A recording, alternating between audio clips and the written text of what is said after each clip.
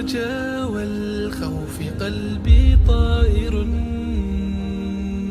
ومن اليقين النور بيض جوانحي فوق السحاب يطير حرا مدركا نسمو كماله للكون وجه آخر نحيا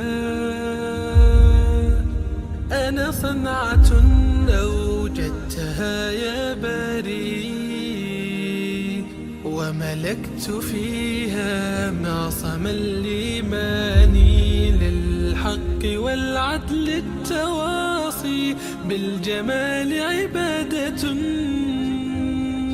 حسن التأمل بالإله وصال. إن الحمد لله وحده والصلاة والسلام على من لا نبي بعد اما بعد. معزز سامعین و ناظرین حضرات، آج اس نشست میں ہم عقیدے کے ایک اہم پہلو کی طرف توجہ دلانا چاہتے ہیں. وہ ہمارے اسلام کے ایمان کی اساس ہے جس کے بغیر انسان مسلمان ہی نہیں ہو سکتا. وہ ہے لا الہ الا اللہ. اس لا الہ الا اللہ کا معنی کیا ہے؟ یہ صرف زبان سے کہہ لینا کہ لا الہ الا اللہ، اس کے تقاضے کیا ہیں، اس کے شروط کیا ہیں، اس کے معاملات، معنی وہ کیا چیز ہے؟ تو مختصر وقت میں ہم اس پہ کچھ توجہ دلانا چاہتے ہیں. پہلی بات تو یہ ہے کہ لا الہ الا اللہ جو ہے اس کا معنی کیا ہے؟ لا الہ الا اللہ جس کا عام مفہومی معنی کہ کوئی الہ، کوئی معبود برحق نہیں سوائے اللہ تعالیٰ کے. یعنی معبود تو لوگوں نے اور بھی بنائے ہوئے ہیں، لیکن معبود برحق سوائے اللہ تعالیٰ کے اور کوئی نہیں. لا الہ الا اللہ، کوئی معبود برحق نہیں، کوئی الہ نہیں سوائے اللہ تبارک و تعالیٰ کے، وہی حقیقی معبود ہے. اب اس لا الہ الا اللہ کی فضیلت جان کر اس کی جو تقاضے ہیں اس کی طرف آنا چاہوں گا. لا الہ الا اللہ کوئی عام کلمہ نہیں ہے. نبی علیہ الصلاۃ والسلام فرماتے ہیں افضل الذکر لا الہ الا اللہ، سب سے افضل ترین ذکر وہ لا الہ الا اللہ ہے. اور اسی طرح یعنی ذکروں میں سے سب سے افضل ترین ذکر کیوں کہا گیا ہے؟ اگر اس کی حکمت ہم دیکھیں تو اس میں ریاکاری سے بچاؤ ہے. اس میں ریاکاری سے بچاؤ ہے. وہ کیسے بچاؤ؟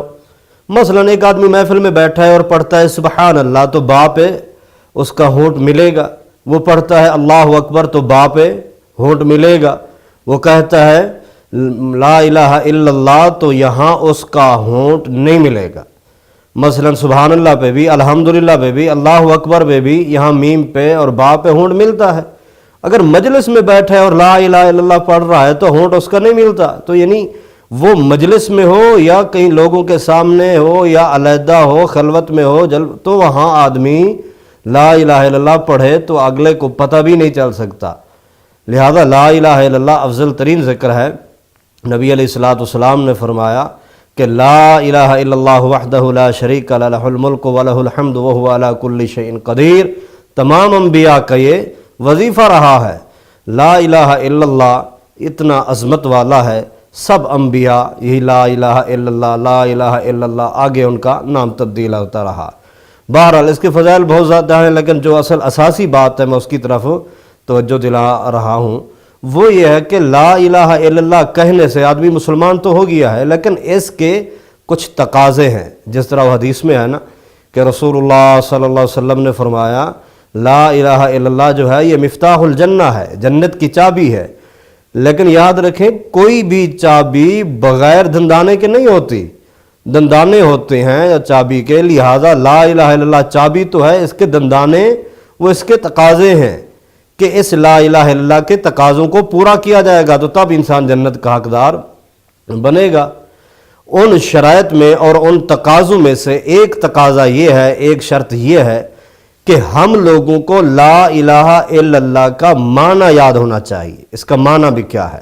جس طرح فرمایا گیا کہ فَعْلَمْ أَنَّهُ لَا إِلَهَ إِلَّا اللَّهِ، اللہ تبارک و تعالیٰ ارشاد فرماتے ہیں کہ پہلے جانو، علم حاصل کرنا چاہیے تمہیں کہ لا الہ الا اللہ یہ کون ہے؟ ہاں لا الہ الا اللہ اللہ تعالیٰ کی ذات ہے، اس کے معنی کا پتہ ہونا چاہیے کہ اللہ کے علاوہ معبود برحق اور کوئی نہیں ہے۔ اس لیے جب علم آئے گا تو تب اس کے دل میں، دماغ میں اس کی قدر، منزلت، مقام اور رفعت اور بلندی، احترام، محبت بڑھے گی۔ جب کسی کی شناختی نہ ہو، تعارف بھی نہ ہو، تو وہ کیسے انسان اس کے دل میں محبت بٹھا سکتا ہے اپنی، یا اس کی اپنے دل میں بٹھا سکتا ہے؟ لا الہ الا اللہ کے تقاضوں میں سے، شرائط میں سے ایک شرط یہ بھی ہے کہ لا الہ الا اللہ پہ یقین بھی ہونا چاہیے کہ اللہ کے علاوہ معبود برحق اور کوئی نہیں ہے۔ اس بات پہ یقین کرتے ہوئے، یہ نہیں کہ صرف لا الہ الا اللہ کا اقرار کر لیا اور اپنے معاملات کے تصرفات کا مالک کسی اور کو بنا دیا، نہیں، دل سے، ایمان سے اس کا یقین کرنا چاہیے کہ واقعی اللہ تعالیٰ ہی ہمارے معبود برحق ہیں۔ اسی طرح شرائط میں سے، تقاضوں میں سے ایک تقاضا لا الہ الا اللہ کا یہ بھی ہے کہ انسان اس لا الہ الا اللہ کو دل سے قبول بھی کرے، یعنی جو چیز اس کے دل میں ہو وہی زبان پہ بھی ہونی چاہیے۔ قبول یعنی اس کو سچے دل سے وہ قبول کرے کہ واقعتاً یہ نہ ہو کہ کسی کا جبر ہو یا کسی مطلب کے لیے، دکھلاوے کے لیے اندر کچھ ہو باہر کچھ ہو، ایسی بات نہیں، بلکہ اس کو قبول کر کے عملی طور پہ دکھانا چاہیے۔ اسی طرح ایک تقاضا اور بھی ہے الانقیاد۔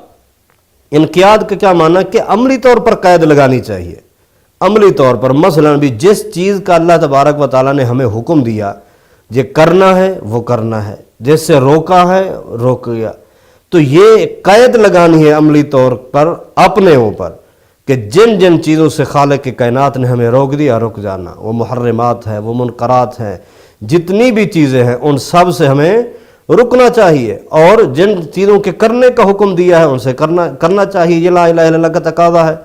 اسی طرح لا الہ الا اللہ کا تقاضا اور ایک شرط یہ بھی ہے کہ انسان کے دل میں سچائی ہونی چاہیے۔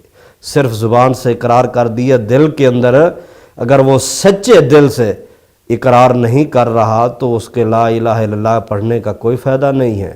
مثلا میں یہاں ایک مثال سے عرض کرتا ہوں، ایک ساتھی ہمارے یہاں مسلمان ہونے آیا، تو جب پوچھا گیا ابھی تو کلمہ کیوں پڑھنا چاہتا ہے، تو وجہ نہیں بتا رہا۔ بار بار جب پوچھا تو آخر اس نے کہا بس پسند آ گیا اس لیے میں مسلمان ہونا چاہتا ہوں۔ دل میں کچھ اور تھا، زبان پہ کچھ اور کہہ رہا ہے۔ کلمہ اس کو نہیں پڑھایا گیا، اس کی جب تحقیق ہوئی پتہ چلا کہ وہ ایسی جگہ پہ رہتا ہے، کمرے میں اور بھی اس کے ساتھ ساتھی ہیں، وہ ایک نشہ کرتے ہیں، حقہ پیتے ہیں، لہٰذا اس کو نہیں پینے دیتے، وہ سب مسلمان ہیں، وہ غیر مسلم ہے، اس لیے اس نے کہا چلو میں کلمہ پڑھ لیتا ہوں تاکہ حقہ پی لوں گا۔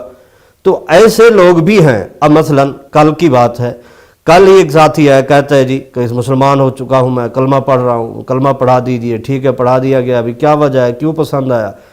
اب دل کی بات نکل آئی کہ میں گھر جانا چاہتا ہوں، میرے پاس چھٹی کے مسائل ہیں، کرایہ نہیں، خرچہ نہیں، گھر مریض ہیں، لہذا میں نے سنا ہے اگر کلمہ پڑھ لیا جائے تو مسلمان تعاون کرتے ہیں، لہذا اب یہ مقاصد اندر کچھ اوپر کچھ، ایسی بات نہیں ہونی چاہیے۔ لا الہ الا اللہ جب اقرار ہو گیا تو اس کا یہ تقاضا ہے کہ وہ صدق دل سے ہو، جو چیز دل میں ہے اس کا اظہار زبان پر ہو، دل اور زبان اس کا ایک ہی بات ہو، لہذا لا الہ الا اللہ کے شرائط میں سے ایک شرط اور ایک تقاضا یہ بھی ہے کہ انسان کے دل میں اخلاص ہونا چاہیے، جس طرح اللہ تبارک و تعالیٰ قرآن پاک میں ارشاد فرماتے ہیں نا وَمَا أُمِرُوا إِلَّا لِيَعْبُدُوا اللَّهَ مُخْلِصِينَ لَهُ الدِّينَ، کہ عبادت کرنی ہے اللہ تعالیٰ کی اخلاص کے ساتھ، دعا ہے، عبادت ہے، اخلاص کے ساتھ، اللہ تبارک و تعالیٰ کی کلام کی تلاوت کرنی ہے اخلاص کے ساتھ، نماز ہے، نوافل ہے، حتیٰ کہ صدقات و خیرات، الغرض جو بھی ثواب کا کام کرنا ہے ہم نے تو وہ صرف اور صرف اللہ کی رضا کے لیے ہونا چاہیے، اس میں اخلاص ہونا چاہیے۔ اگر اخلاص نہیں ہے تو اللہ اکبر وہ بالکل قبول نہیں ہوتا، حتیٰ کہ حدیث میں آتا ہے ثلاثۃ ادخلہ اللہ من لقمۃ الخبز، ایک لقمے کی وجہ سے اللہ تبارک و تعالیٰ نے 3 آدمیوں کو جنت بھیج دیا۔ وہ کیسے؟ لقمہ ایک آدمی 3 جنت جا رہے ہیں، ہاں اس لیے کہ اس لقمے میں اخلاص تھا، اس لقمے کو خرچ کرنے والا جو صدقہ کر رہا تھا اس کے دل میں اخلاص تھا۔ اخلاص والی عبادت ہی اللہ تبارک و تعالیٰ قبول کرتے ہیں، لہذا جب کلمہ پڑھا جائے لا الہ الا اللہ تو اخلاص کے ساتھ ہو۔ اور اسی طرح اس کی آخری شرط اور آخری تقاضا یہ ہے کہ انسان کو چاہیے وہ محبت بھی کرے اللہ تبارک و تعالیٰ سے، اور جو لوگ اللہ تبارک و تعالیٰ سے اور اس کلمے سے اور اس کے تقاضوں کو پورا کرتے ہیں ان لوگوں سے بھی محبت کرے، یعنی اللہ تبارک و تعالیٰ سے بھی اور رسول مکرم صلی اللہ علیہ وسلم سے بھی، اور جو لوگ اس لا الہ الا اللہ کے تقاضے کو پورا کرتے ہیں ان سے بھی وہ محبت کرے، جس طرح اللہ تبارک و تعالیٰ قرآن پاک میں ارشاد فرماتے ہیں وَمِنَ النَّاسِ مَن يَتَّخِذُ مِن دُونِ اللَّهِ أَندَادًا يُحِبُّونَهُمْ كَحُبِّ اللَّهِ وَالَّذِينَ آمَنُوا أَشَدُّ حُبًّا لِلَّهِ۔ ایمان والوں کو، کلمہ والوں کو چاہیے وہ بڑھ چڑھ کر اللہ تعالیٰ سے محبت کریں۔ اللہ ہمیں ان تقاضوں کو اور ان شرائط کو سمجھنے کے بعد عمل کی توفیق نصیب فرمائے۔ وما علی الا البلاغ المبین۔